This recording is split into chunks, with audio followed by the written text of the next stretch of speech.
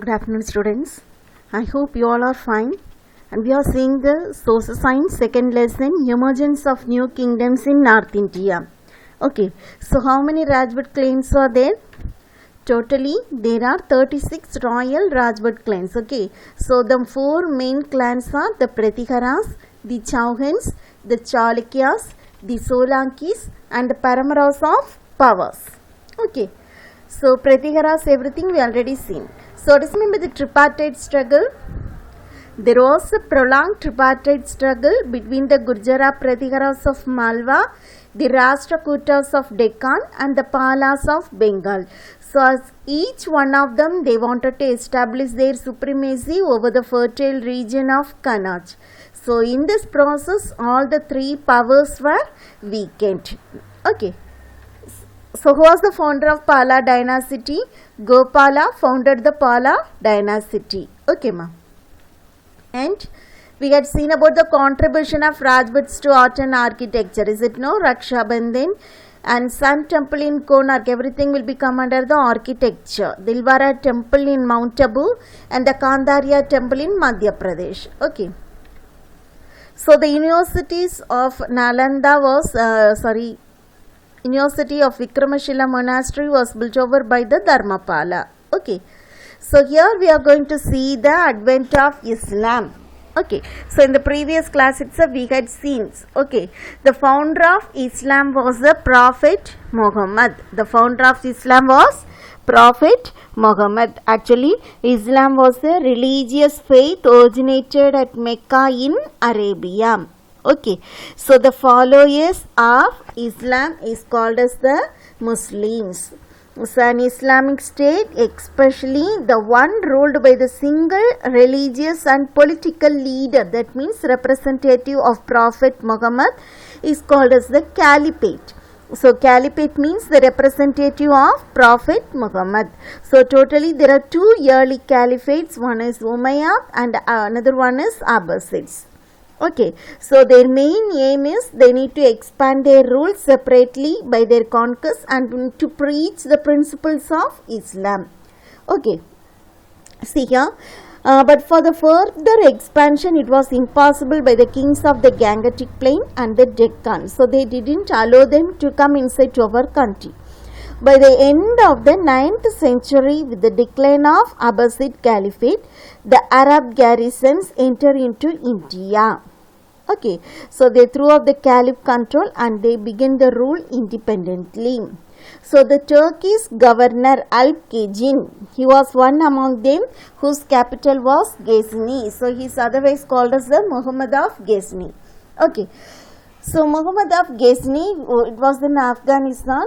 His successor and his son-in-law Sabgijin, they wanted to conquer India from the northwest. Okay, so only his son Muhammad succeeded his endeavor. Okay, so while we are seeing the Muhammad of Ghazni, Muhammad is said to have conducted 17 raids to India. 17 raids to India. At that time, North India was divided into number of small kingdoms. Okay, so in that one of them was Shahi Kingdom. Okay, which extend from Punjab to Kabul. Okay, ma. Punjab to Kabul. So the other important kingdom was Kannauj, Gujarat, Kashmir, Nepal, Malwa and Bundelkhand.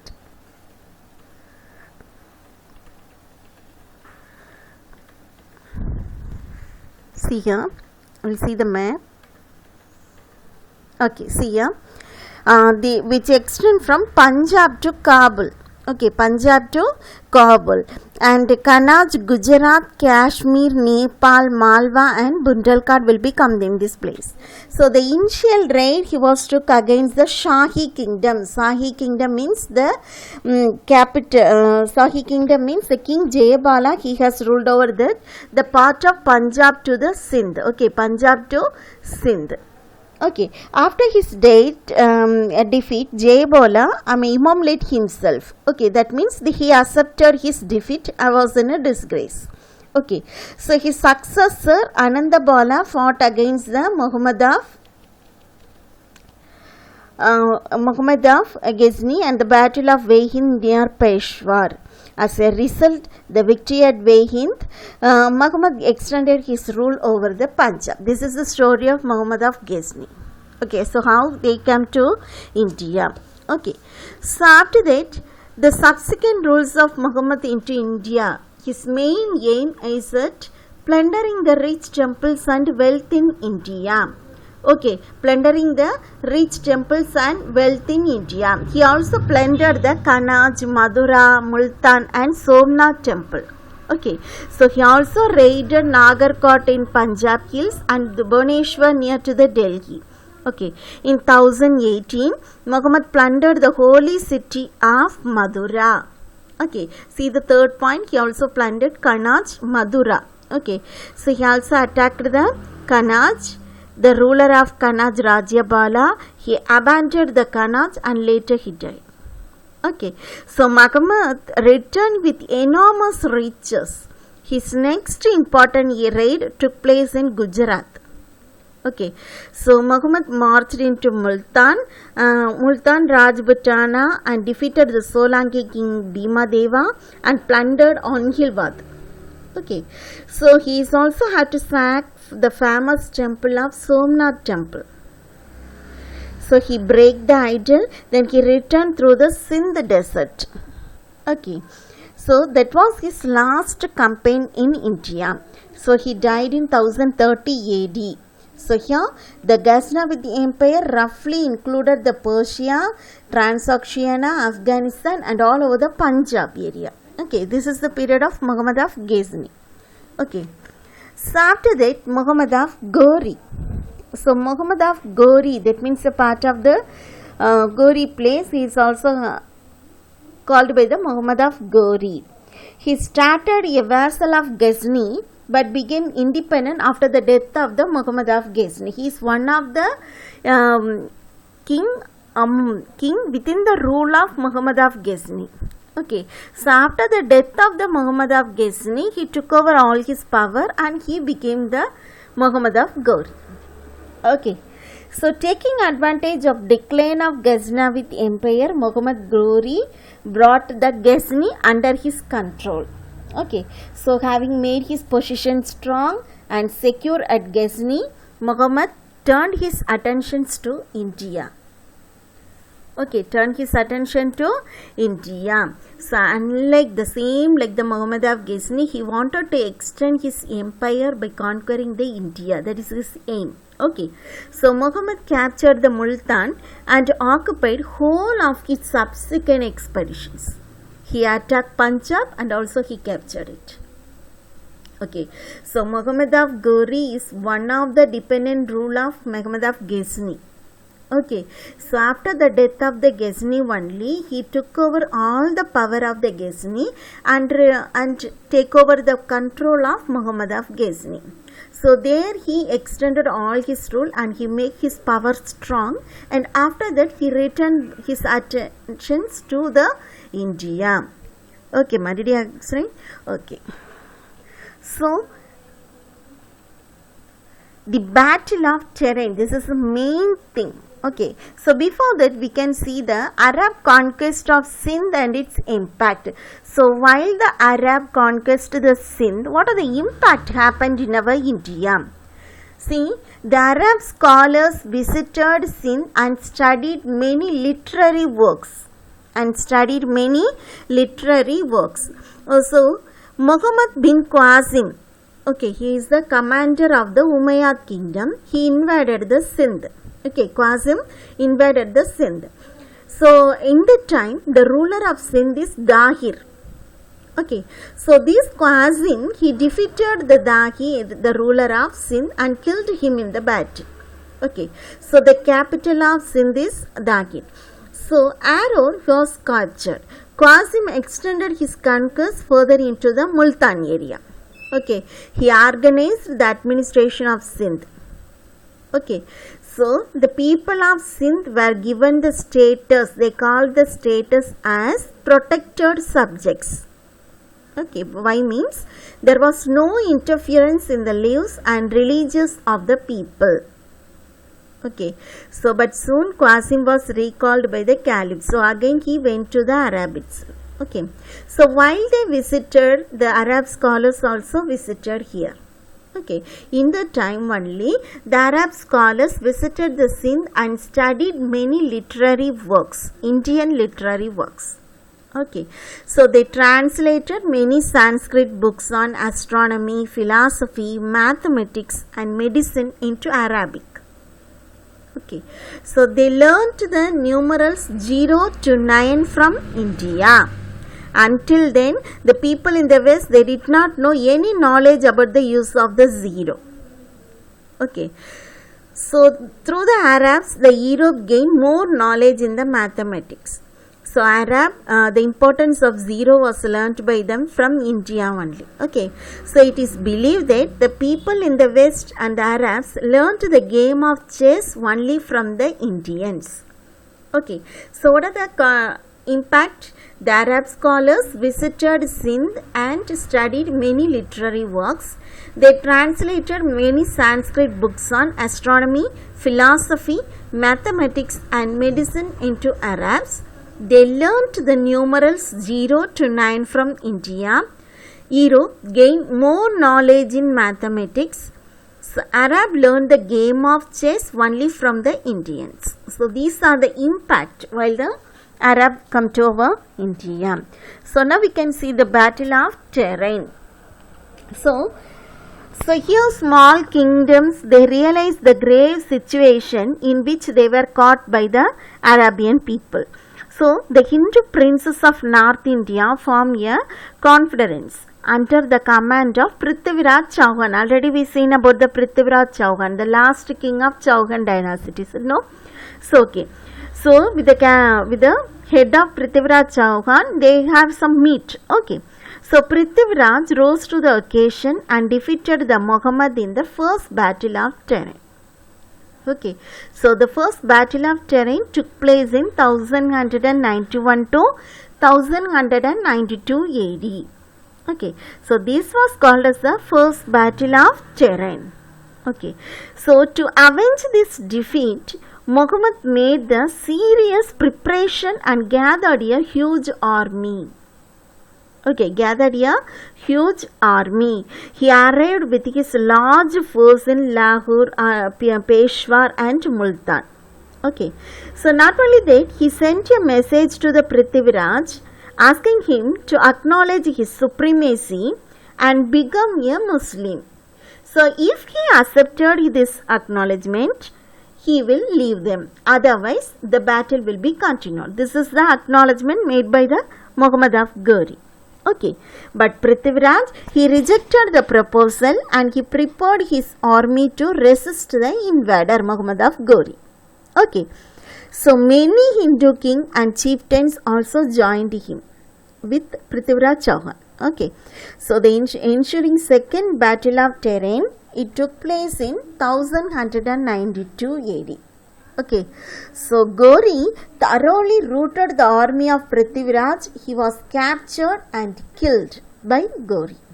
So here first battle of terrain, Prithviraj Chauhan defeated the Muhammad of GHORI. But in the second battle of terrain, Muhammad of GHORI defeated the Prithviraj Chauhan and just he killed the Prithviraj Chauhan. Okay. So, the second battle of terrain made a major disaster for the Rajputs. Okay, major disaster for the Rajputs. Moreover, their political prestige suffered a serious setback. Okay, so the whole Chauhan kingdom lay at the feet of the Muhammad of GHORI. Can you able to understand that? Okay, so here the first Muslim kingdom was thus firmly established in India. Okay, in this way only the Muslim inventions start over in our India. Okay, so the first Muslim kingdom was thus firmly established in India at Ajmer and a new era in the history of India began there. Okay, so after his victory over the Prithviraj, Muhammad of GHAZNI returned back to GHAZNI. Okay, so he made a attack with the Turkish Mongols after that. Okay, so he did not return back to India. Okay, So after the death of the Muhammad of GHAZNI, his most capable general, that means his captain, Qutbuddin Aibak. If you see the picture, you can mention that Qutbuddin Aibak. Okay, so who had been left behind in India, took control of GHORI's all the territories in India and declared himself as the first Sultan of Delhi. First Sultan of Delhi. So who is the first Sultan of Delhi? Qutbuddin Aibak. See here, Qutbuddin Aibak. Qutbuddin Aibak. Okay, ma. So in this way only the Muslim Arabian dynasty, the Sultan dynasty has started over in our India. Okay. So the lesson is over. So we need to see that Muhammad of GHAZNI and Muhammad of GHORI, Arab conquest of Sindh and its impact. The Arab scholars visited the Sindh and studied many Indian literary works. They translated many Sanskrit books on astronomy, philosophy, mathematics and medicine into the Arabs. Okay. So they also learned numerals 0 to 9 from India. Europe gained more knowledge in the mathematics. So Arab learned the game of chess only from the Indians. Okay, so up to this we had seen that more totally lesson is over.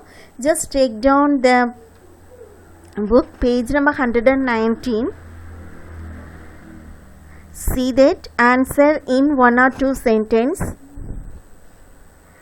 Write about the tripartite struggle over Kannauj, page number 112. Page number 112. See, there is a blue box is there. Is it no? Second paragraph, blue box. So just you need to mark all the paragraph. There was a prolonged tripartite struggle between the Gurjara Pratiharas of Malwa, the Rashtrakutas of Deccan and the Palas of Bengal. So as each one of them, they wanted to establish their supremacy over the fertile region of Kannauj. In this process, all the 3 powers were weakened. Up to that. Okay, the first question answer. And see the second question. Name any 4 Rajput clans. Page number 111. Page number 111. See the right side, second paragraph. So see the third line. Among them 4 claimed a special status is there, is it no? So just you need to write down that the 4 main Rajput clans are, the 4 main royal Rajput clans are the Pratiharas, the Chauhans, the Chalukyas, known as Solankis, and the Paramaras of powers. Up to that. Okay. And see the third question. Who was the founder of Pala dynasty? Just write down in that same question. Gopala, Gopala. Gopala was the founder of Pala dynasty. Okay, the remaining 2 questions I will mark you and send through the PDF format. Okay, ma'am. Just read out the lesson, just underline that, and you need to study all the who is the first king, who is the second king, who is the Sultan of India. And if you see the Chauhan dynasty, you need to study who founded the city of Ajmer. If they are asking that, you need to know that Simharaji. Okay, so what is the capital of Chauhan dynasty means? You need to write Sagambari. You need to know everything. Okay. So you just read the lesson and underline the main thing. Okay, ma'am.